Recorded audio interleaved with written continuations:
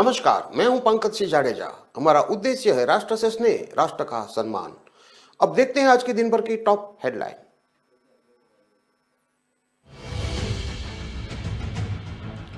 बीकानेर में प्रदेश की सबसे बड़ी कोयला खदान, बरसिंहसर में 971 हेक्टेयर में कोयले की ओपन माइन, यहां 77 मिलियन टन कोयला।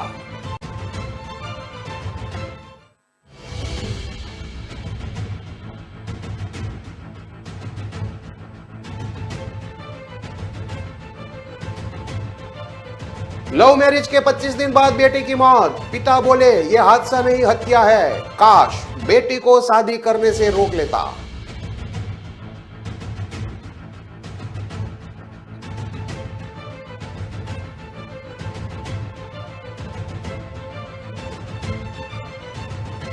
मैंने मां का गला दबाया, बॉयफ्रेंड ने चाकू मारे, 17 साल की आरोपी बेटी ने बताई मर्डर वाली रात की पूरी कहानी।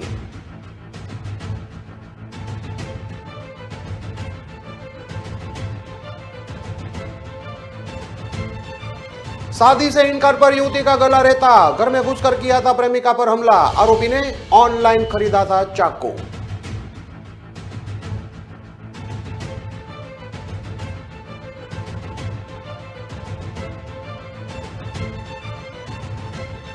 विदिशा में युवा व्यवसायी ने की आत्महत्या, खुद को घर में बंद कर लगाई फांसी, 3 दिन से घर में था अकेला, पत्नी और बच्चे गए थे घूमने।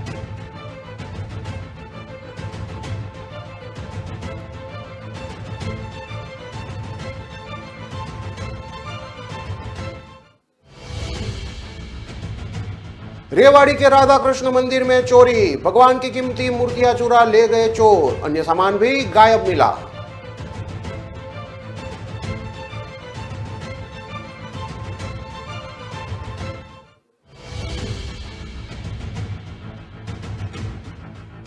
मेरठ में देर रात मंदिर में पथराव और तोड़फोड़, बाबा मनोहरनाथ मंदिर में पुलिस के सामने ही गाड़ियां तोड़ी, 4 घायल, करोड़ों की जमीन का है विवाद।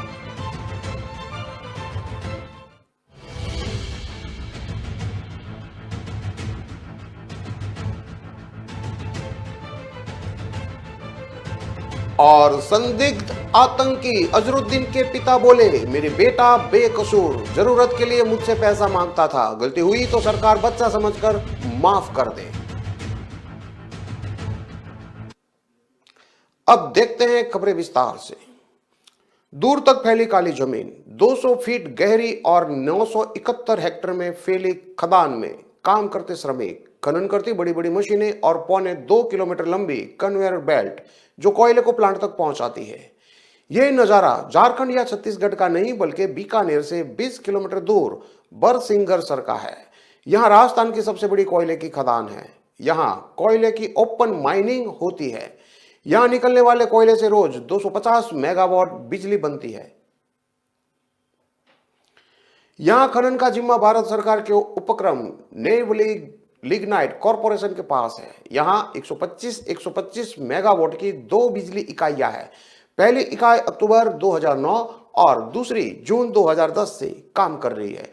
यहां लिग्नाइट यानी कि कोयले का लगभग 77.83 मिलियन टन भंडार है, जिससे 35 साल तक रोजाना 250 मेगावाट बिजली बन सकती है। राजस्थान में बीकानेर के अलावा बाड़मेर और नागौर में भी कोयले के खनन होता है, लेकिन बीकानेर के बरसिंहसर में मिलने वाले कोयले की गुणवत्ता सबसे अच्छी है। इसकी कैलोरीफिक वैल्यू यानी 1 किलो कोयला जलाने पर मिलने वाली हीट 2800 से 3500 किलो कैलोरी है। बाड़मेर और नागौर के कोयले की क्लेरी वैल्यू इससे बहुत कम है। बाड़मेर के गिरल में तो कोयले में सल्फर की मात्रा ज्यादा होने के कारण कुछ सालों से बिजली का उत्पादन भी बंद है। बरसिंहसर में लिग्नाइट डिपॉजिट की सबसे बड़ी विशेषता है कि यह उल्टी तस्तरी जैसा है। डिपॉजिट की बाहरी सतह की मोटाई कम है और बीच में ज्यादा मोटाई वाले क्षेत्र में कोयले की गुणवत्ता ज्यादा बेहतर है। फ्लाई ऐश की मात्रा भी कम होने से बिजली उत्पादन में कोई परेशानी नहीं होती है। खान एवं भू विज्ञान विभाग के ME राजेंद्र बलार का कहना है कि सरकार ने उत्पादन का 10% कोयला बेचने की अनुमति दे दी है। बरसिंहसर में अब 250 से बढ़कर 500 मेगावाट बिजली उत्पादन करने की प्लानिंग है। इसके लिए NLC ने बीकनौर और हाडला में पट्टे का आवेदन कर रखा है। एनएलसी के रिटायर जीएम बराम जरियान बताते हैं कि खान में करीब 50,000 टन कोयला रिजर्व है। इसको 500 मीटर एरिया में 15 से 20 फीट ऊंची डेरिया बना लेते हैं। आग से बचाने के लिए इन डेरियों में कोयले पर विशेष तरह के फव्वारे से लगातार पानी का छिड़काव होता रहता है। 20 साल पहले तक यहां गांव सुनसान था। 15 दिसंबर 2004 को भारत सरकार ने 254.7 करोड़ रुपए की लागत से बरसिंगर सरखान परियोजना को मंजूरी दी और गांव का नजारा बदलने लगा। पूरे प्रोजेक्ट पर 1,868 करोड़ रुपए खर्च हो गए। खान विभाग ने वर्ष 2006 में एनएलसी को 971 हेक्टेयर क्षेत्र में 30 साल तक खनन का पट्टा दिया। वर्ष 2008-9 में कोयले का खनन शुरू हुआ। गांव के लोगों को जमीन के बदले करोड़ों रुपए का मुआवजा और हजारों लोगों को रोजगार भी मिला।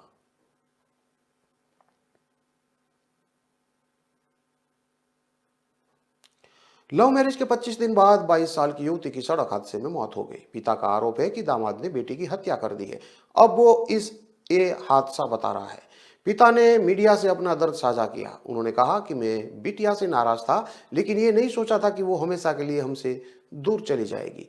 काश बेटी को शादी करने से रोक लेता तो वो जिंदा होती। पिता ने कहा कि 1 महीने पहले बेटी जबरन घर छोड़कर गई, अब उसने दुनिया ही छोड़ दी।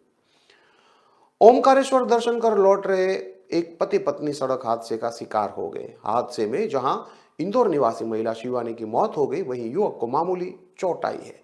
घटना शुक्रवार रात की है। महिला के परिजनों ने उसके पति पर ही हत्या का आरोप लगाया है। उनका कहना है कि यह कोई हादसा नहीं बल्कि सुनियोजित साजिश है जो उसके पति ने ही रची है। पुलिस ने मामला जांच में लिया है। साल 2000 में मंजली बेटी शिवानी का जन्म हुआ था। 2 साल बाद 2002 में उसकी मां गुजर गई। तीनों बेटियों की जिम्मेवारी मेरे कंधे पर आ गई। मैं दिन रात काम करता और उनकी दादी तीनों पोतियों को संभालती। जब शिवानी बड़ी हुई तो उसने घर की जिम्मेवारी संभाल ली। बड़ी बहन सोनू की शादी के बाद घर की चाबियों से लेकर पैसों का सारा हिसाब किताब वो रखती थी। जो भी कमाता उसके हाथ में लाकर रख देता था। छोटी बेटी राधिका के लिए तो वो माँ जैसी थी। बेटी की उम्र शादी की हुई तो मैंने उसके लिए लड़का ढूंढना शुरू किया। फिर उसने सूरज के रूप में अपनी पसंदगी बताई। बड़ी बेटी सोनू की शादी भी उसके पसंद के लड़के से करवा चुका था, इसलिए शिवानी के कहने पर मैं सूरज के घर गया। वहां मुझे लगा कि बेटी खुश नहीं रहेगी। मैंने रिश्ते के लिए मना कर दिया, लेकिन बेटी नहीं मानी। वो 6 दिसंबर को बिना बताए घर छोड़कर सूरज और उसके परिवार के साथ आर्य समाज मंदिर में शादी करने जा रही थी। जानकारी लगने पर मैं और मेरी बड़ी बेटी भी वहां पहुंचे। बहुत मिन्नत की, उसे समझाया, वो नहीं मानी। परिवार वालों को 2 दिन रुकने के लिए कहा ताकि वे खुद दोनों की धूमधाम से शादी कर सके। फिर भी दोनों ने नहीं सुना। आखिरकार वह शादी करके उसके साथ चली गई। उसके इस कदम से मैं नाराज जरूर था, लेकिन बच्ची के भविष्य की फिक्र भी थी। 30 दिसंबर को हुए इस हादसे ने मेरा डर सही साबित कर दिया। रविवार को बेटी के अस्थि विसर्जन के लिए उज्जैन गया था। बड़ी बहन सोनू ने बताया कि 6 महीने पहले शिवानी ने सूरज के बारे में बताया था। मैंने दोनों के अफेयर के बारे में न बताते हुए पिताजी को सूरज से मिलवाया, लेकिन परिवार और घर देखने के बाद पिताजी ने मना कर दिया। लाख समझाने के बाद भी शिवानी शादी करके सूरज के घर चली गई। इस बीच मुझे फोन पर उसने बताया कि वह खुश नहीं है। बोली कि साड़ी तक नहीं पहनने के लिए देते हैं। शिवानी के पैसे मांगने पर उससे वजह पूछी तो बोली ये लोग मांग रहे हैं। जब शादी के लिए वह घर से 70,000 लेकर गई थी। इस बीच जब मिलने आई तो गले लगकर बहुत रोई थी। उसने बताया था कि सूरज ने शराब पीकर उसे रात में घर से बाहर निकाल दिया था। कुछ देर बाद घर में उसे लेकर गया था। उसके ससुराल वाले उसे बहुत प्रताड़ित करते हैं। इस हादसे में सूरज को खरोच तक नहीं आई है, जबकि हमारी बहन की जान चली गई है। इसकी जांच होनी चाहिए। दूसरी तरफ पति सूरज ने इन आरोपों को निराधार बताया है। उसका कहना है कि मैं उससे बहुत प्यार करता था, मैं क्यों मारूंगा उसे। मेरे बिना खाना तक नहीं खाती थी वो। हम दोनों ने 3 साल के रिलेशनशिप के बाद शादी करने का फैसला किया था। शिवानी का कहना था कि पिता नहीं मानेंगे तो हमने लव मैरिज की। वह काफी खुश थी। हम लगभग रोज बाहर घूमने जाते थे। शनिवार को वो अपने पिता से मिलने भी गई थी। मैं खुद लेकर गया था, लेकिन मुझे देखकर ससुर नाराज हो गए तो मैं घर के बाहर से ही चला गया। वो वहीं पर थी। घर आई तो उदास थी। बोली पिता अब भी नाराज है। उदास देखकर मैं उसे घुमाने के लिए ले गया। पहले चौकीदानी जाना चाहते थे। छोटे भाई से गाड़ी लेकर शाम 4:30 बजे ओमकारेश्वर के लिए निकल गए। अंधेरा ज्यादा होने पर बड़वा के पास नर्मदा तट पर दर्शन कर वापस लौट रहे थे। बड़वा से निकलकर कुछ किलोमीटर की दूर पर उमरिया चौकी रेलवे क्रॉसिंग के पास पुलिया के निकट पीछे से रेत के डंपर ने टक्कर मार दी। अनियंत्रित होकर बाइक गिरी तो शिवानी सड़क पर गिर गई। इस दौरान उस पर डंपर का पिछला पहिया निकल गया, उसकी मौके पर ही मौत हो गई। मुझे हाथ में चोट आई है, मेरी तो दुनिया ही उजड़ गई है। दूसरी तरफ शिवानी के पिता का कहना है कि हत्या सुनियोजित तरीके से की गई है। बेटी को रुपयों के लिए प्रताड़ित किया जाता था, वो रोती थी। पुलिस जांच करे तो सच्चाई सामने आ जाएगी। वहीं बड़वानी टीआई जगदीश गोयल का कहना है कि पुलिया की दीवार पर गाड़ी के रगड़ने के निशान है। बाइक का पैर रखने वाला पैडल टूटा है और लॉन्ग लेग गार्ड पर भी खरोच के निशान है। जिस जगह पर घटना हुई वहां राख भी पड़ी थी। दुर्घटना में गाड़ी तो गिरना प्रतीत हो रही है, लेकिन मामले में पूरी जांच के बाद अंतिम रूप से कुछ कहा जा सकता है।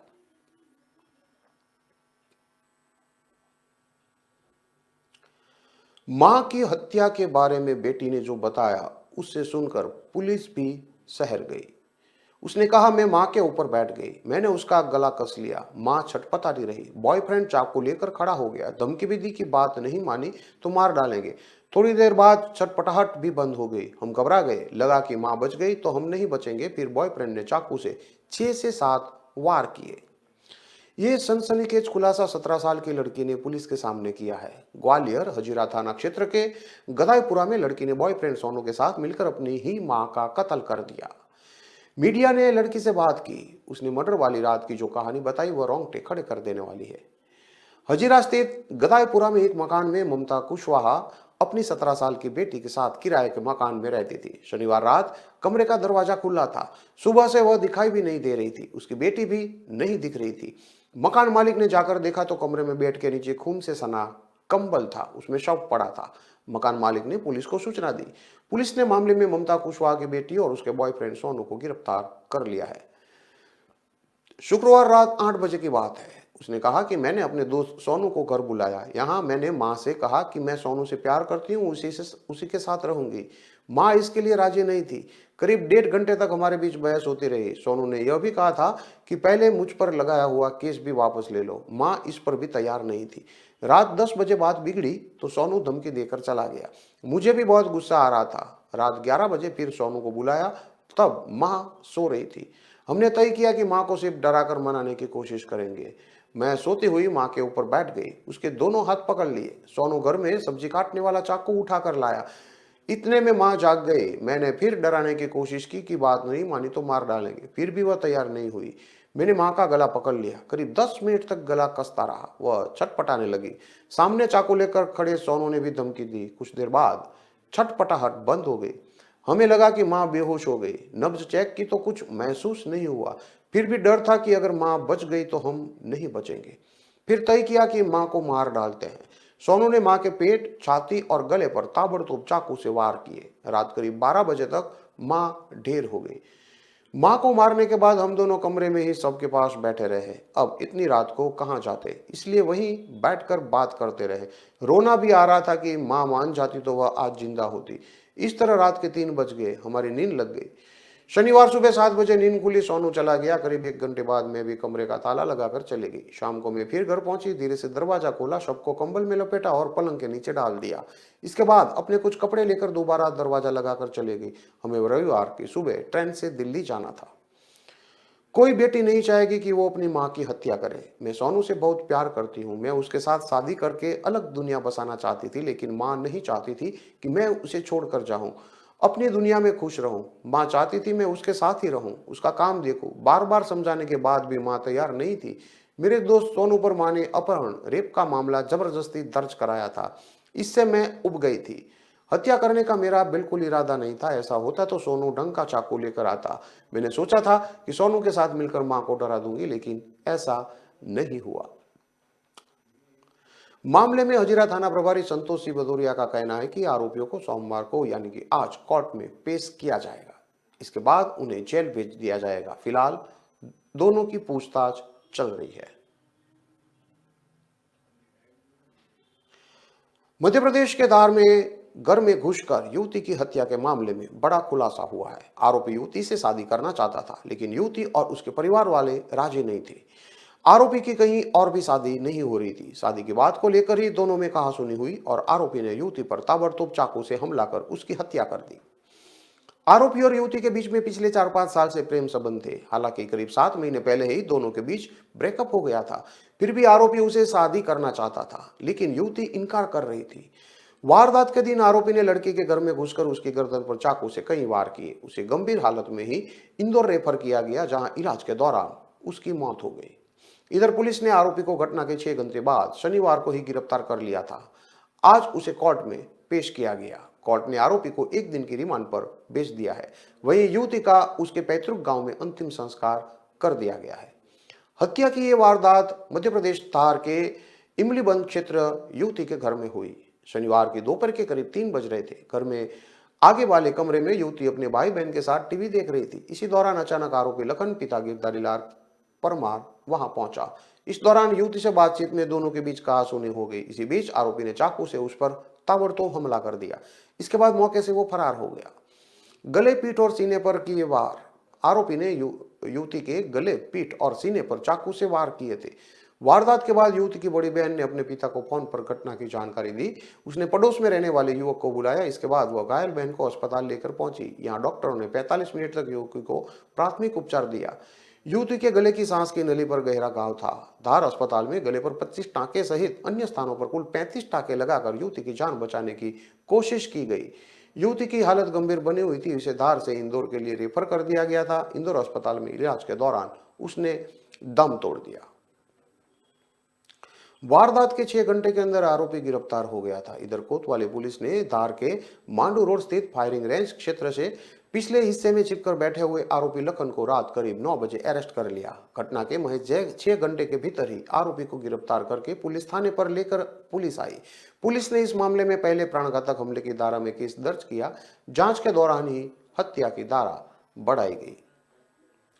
मामले की गंभीरता को देखते हुए इंदौर से एफएसएल की टीम धार पहुंची थी। हत्या के मामले में कोतवाली थाने पर जानकारी लेने के बाद टीम युवती के घर भी पहुंची, जहां पर बारीकी से जांच करते हुए पंचनामा बनाया है। इधर सुबह के समय कोतवाली पुलिस भी आरोपी को लेकर घटनास्थल पर पहुंची थी।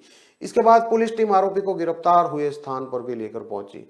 इस मामले में पीएम रिपोर्ट सहित एफएसएल टीम द्वारा बनाई गई रिपोर्ट भी पुलिस को जल्द ही प्राप्त होगी, जिसके आधार पर पुलिस आगे की जांच करेगी।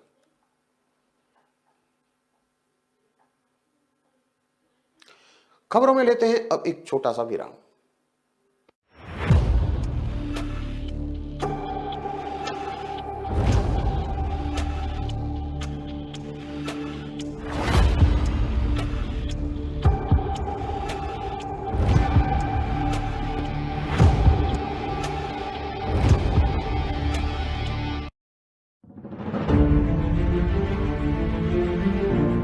तारीख पर तारीख, तारीख पर तारीख, तारीख पर तारीख मिलती रही है। उठा उठा के पट दूंगा, उठा उठा के पट दूंगा। उतार कर फेंक दो ये वर्दी, अब बैंड नंबर बन जाएगा पोस्टर अपने गले में। दिन मुझे देश के गद्दार का पता चला।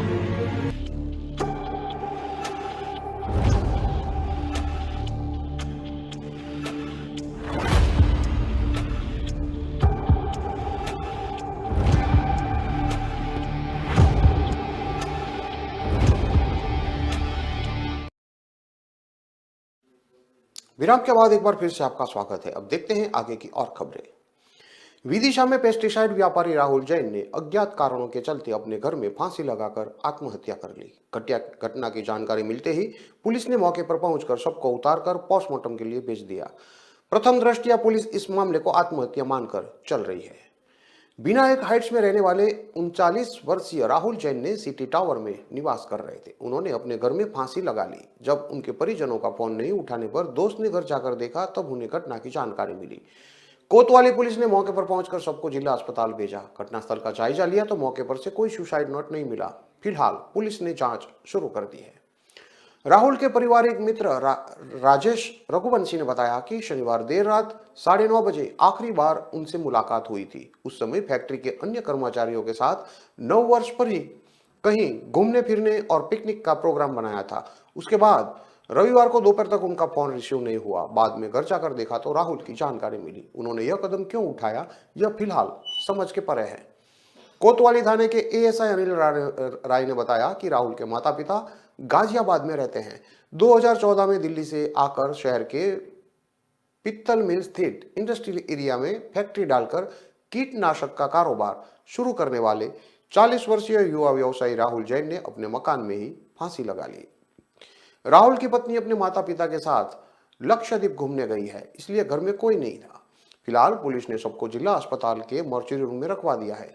परिजनों के आने के बाद ही शव का पोस्टमार्टम कराया जाएगा। आपको बता दें कि दिल्ली के रहने वाले राहुल जैन एक धार्मिक कार्यक्रम में विदिशा आए हुए थे। परिजन जब राहुल को फोन कर रहे थे तो वो फोन नहीं उठा रहा था। बार बार कॉल करने पर भी राहुल ने जब फोन नहीं उठाया तो परिजन चिंतित हो गए और उन्होंने राजेश को कॉल करके राहुल के बारे में पता लगाने के लिए बोला। राजेश जब घर पहुंचा तो दरवाजा अंदर से बंद था। काफी आवाज देने के बाद भी जब घर का दरवाजा नहीं खोला तो राजेश को अनहोनी की आशंका हुई। राजेश ने घर के नीचे बनी हुई दुकान पर बैठे लोगों को लेकर घर का दरवाजा खोलने की कोशिश की। दरवाजा नहीं खुला, लेकिन दरवाजे में लगी चाबी नीचे गिर गई। राजेश ने पास में लगी खिड़की को खोलकर उसमें डोरी में चुंबक बांधकर चाबी को उठाने की कोशिश की और चुंबक में चाबी चिपक कर आ गई। चाबी से दरवाजा खोलकर अंदर जाकर देखा तो हैरान हो गए, राहुल फांसी के फंदे पर लटक रहा था। फिलहाल पुलिस ने जांच शुरू कर दी है। आखिर क्या कारण था कि जिससे राहुल ने इतना बड़ा कदम उठाया।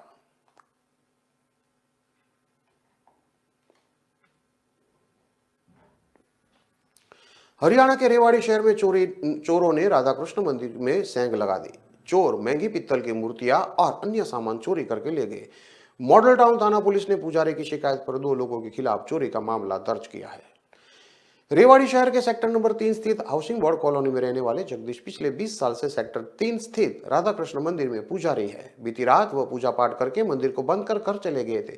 सुबह जब मंदिर में पहुंचे तो पित्तल की राधा कृष्ण की मूर्ति के अलावा गणेश जी की मूर्ति, पित्तल के 2 बड़े घंटे, 26 तांबे के बड़े और छोटे लोटे, म्यूजिक सिस्टम और अन्य सामान गायब मिला।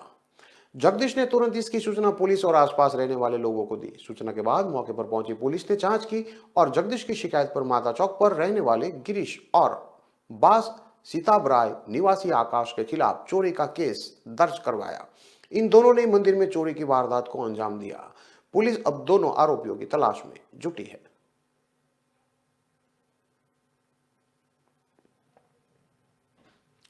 मेरठ के बाबा मनोहरनाथ मंदिर में रविवार रात जमकर बवाल हुआ। मंदिर में ईंट पत्थर चले, कुर्सियां, गाड़ियां और सारा सामान तोड़ फोड़ कर बिखेर दिया गया। करोड़ों की जमीन को लेकर मंदिर की महंत और महामंडलेश्वर गुरु माता नीलिमानंद और दूसरे पक्ष सुशील गिरी का लंबे समय से विवाद चल रहा है। इसको लेकर पहले भी दोनों पक्षों में झगड़ा होता रहा है। रविवार को दोबारा दोनों पक्षों में विवाद हुआ। गुरु माता नीलिमानंद का आरोप है कि पूरा हमला सिविल लाइन पुलिस ने करवाया है। एक एसआई और 5-6 सिपाही के साथ सुशील गिरी, उसके बेटे और कुछ बाहरी लोग मंदिर में आए। आते ही उन्होंने हम लोगों पर हमला बोल दिया।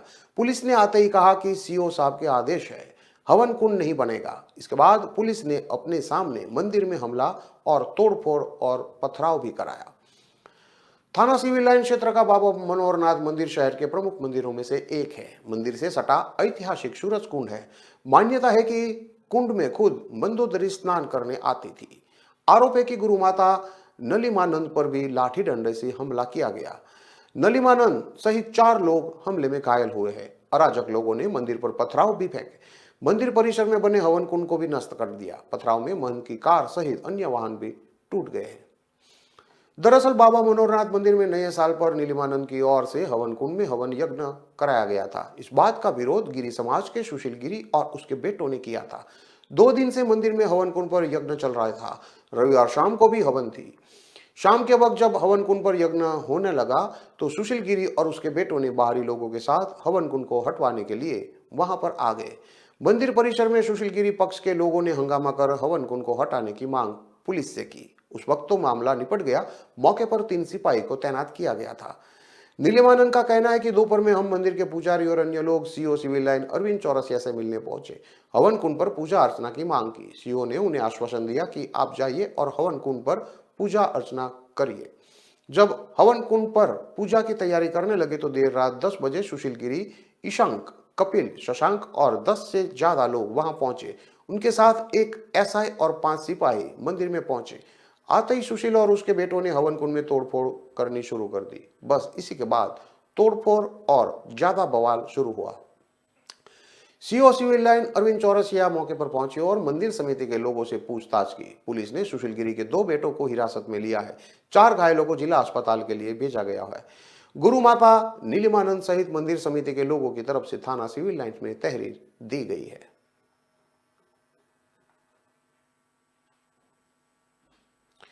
यूपी एटीएस ने 5 दिन पहले सहारनपुर से अलकायदा इन इंडियन सब कॉन्टिनेंट यानी कि AQIS मॉड्यूल से जुड़े संदिग्ध अजरुद्दीन को गिरफ्तार कर लिया है। एटीएस अजरुद्दीन को लखनऊ से जाकर पूछताछ कर रही है, लेकिन उसके पिता चिरागुद्दीन इस बात से बेखबर है। उनका कहना है कि सोमवार को उनके पुलिस लाइन बुलाया गया है। पुलिस ने आश्वासन दिया है कि ज्यादा कुछ नहीं मिला है, पूछताछ के बाद वो बेटे को छोड़ देंगे।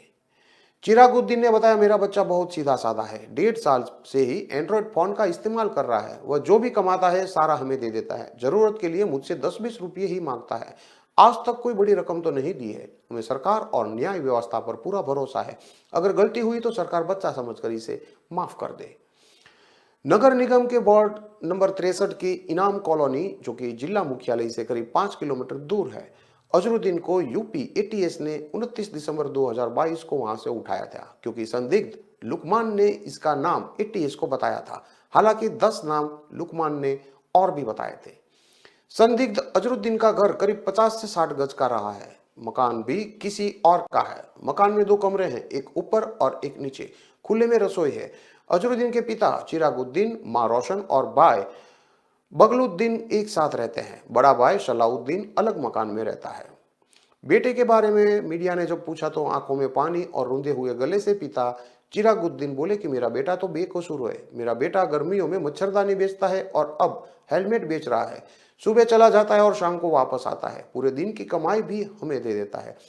हमारे से ही जरूरत के लिए पैसा मांगता है। यदि किसी आतंकी संगठन से जुड़ा होता तो हमारे मकान भी होते और हमारा घर ऐसा नहीं होता। यदि कोई गलती भी हुई है, सरकार को बच्चा समझकर उसे माफ कर देना चाहिए। हमें सरकार और न्यायपालिका पर पूरा विश्वास है।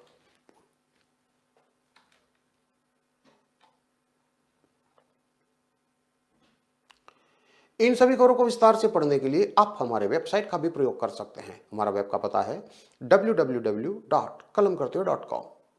हमारी कलम ही हमारा कर्तव्य है के उद्देश्य के साथ खबरों को आप राष्ट्र प्रथम के साथ देखते रहिए। नमस्कार।